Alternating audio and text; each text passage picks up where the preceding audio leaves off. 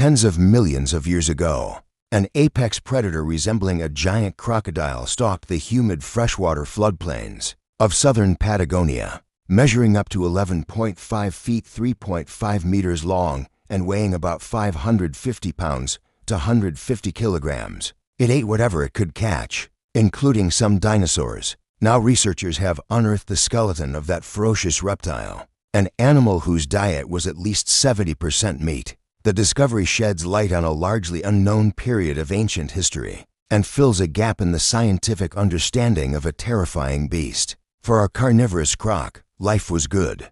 It spent its days lounging on river banks, ambushing unlucky dinos that came too close for a drink. At night, it likely took to the water, using its elongated snout and powerful jaws to catch fish. Maybe it even swam alongside marine reptiles like the short-necked plesiosaur, which reached the southern tip of South America from time to time. Today, we know this ancient predator as Costensichus atrox, and it might have been the top dog in its ecosystem. Well, technically the top croc. It is equivalent to a lion among felids, said Dr. Fernando Novas, the study's lead author and a paleontologist with the Felix de Azara Natural History Foundation at Maimonides University in Buenos Aires. In fact, scientists think that this ancient beast and its cousins were the apex predators in a wide range of environments across southern South America during the Cretaceous period. But until now, we knew very little about them because their remains are incredibly rare. That changed recently when scientists discovered the almost complete skeleton of K. atrox near the southern tip of South America in Argentina. The skeleton dates back about 70 million years. That makes it the most complete fossil ever found for this type of crocodiliform in the area. But more important than its age is what scientists learned about the animal's size and predatory prowess. Weighing about 550 pounds to 150 kilograms, K. atrox is also one of the biggest animals known from this type of crocodilian in the world. Scientists determine the animal's weight using established formulas that estimate the weight of extinct animals based on their skeletal measurements. Based on its giant head, powerful jaws, and large teeth, scientists think K. atrox could have easily hunted plant-eating dinosaurs and defended its kills against carnivorous theropod dinosaurs, making crocodiliforms an important part of terrestrial ecosystems. And although crocodilians today are mainly aquatic,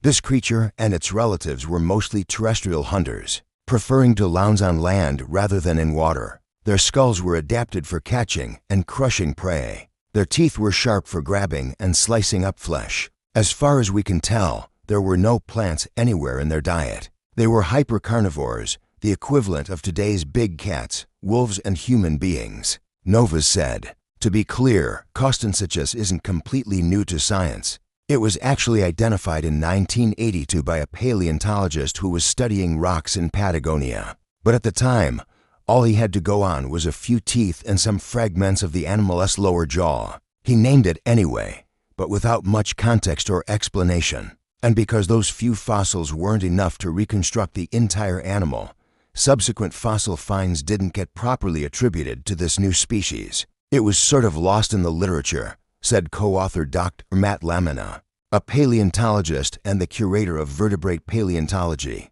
at the Carnegie Museum of Natural History. K. atrox is part of a group called pyrosaurid crocodiliforms, relatives of today's alligators and crocodiles that lived mostly in South America. Based on the shape of its teeth, skull, and overall anatomy, scientists know that K. atrox belonged to this group. But that doesn't mean its discovery was easy. Pyrosaur crocodilians are known for having relatively thin, fragile skulls that tend to fall apart when fossilized. So it was surprising to find one in such good condition. Plus, the skull wasn't the only unexpected thing the team found. When the researchers unearthed the reptile's skeleton in March 2020, they were surprised to see that it was missing parts of its limbs and tail. Normally, skeletons fossilized with all their parts intact are pretty rare, especially for creatures like K. atrox. But this skeleton was in such good condition that the bones were still coated with rock and sediment. In fact, the only areas where the specimen was missing anything were the tail and some limb bones. Other than that, it was nearly complete. We got lucky, Novas said. When we carefully brushed off the rock, it was incredible to see that the rest of the skeleton was virtually intact. It was an amazing moment.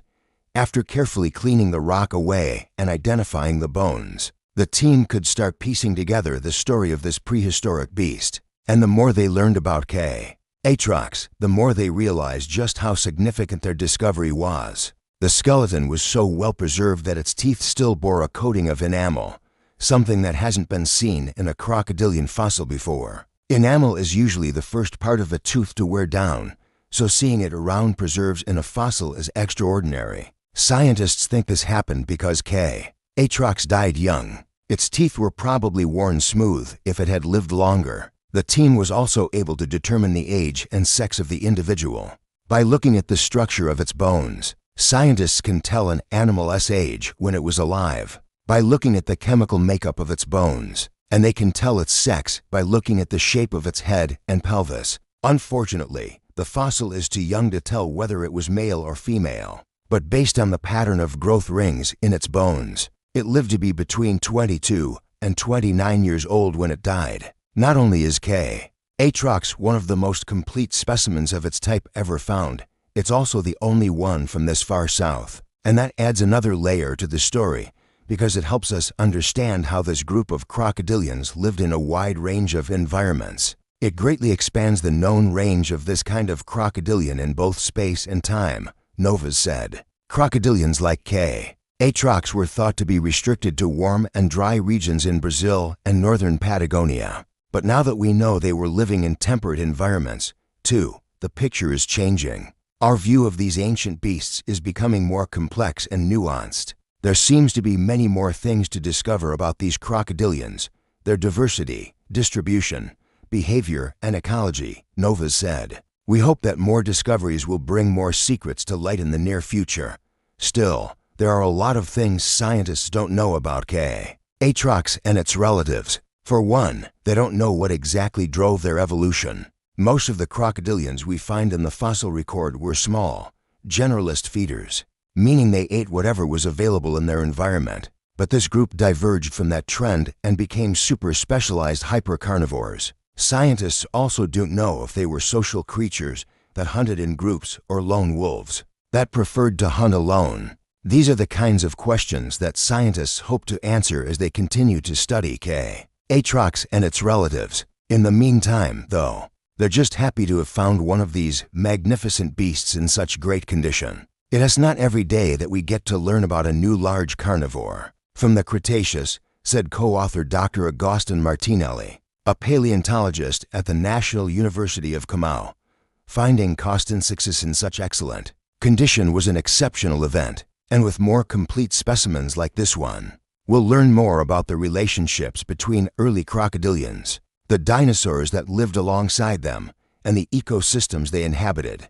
Maybe one day soon we'll know everything about Atrox, or maybe we'll find that there's more to discover. Perhaps the most exciting aspect of this work is that it opens up the field to even more investigations, Maelstrom said. There is nothing like finding a cool new fossil and then knowing that it is going to inspire future research.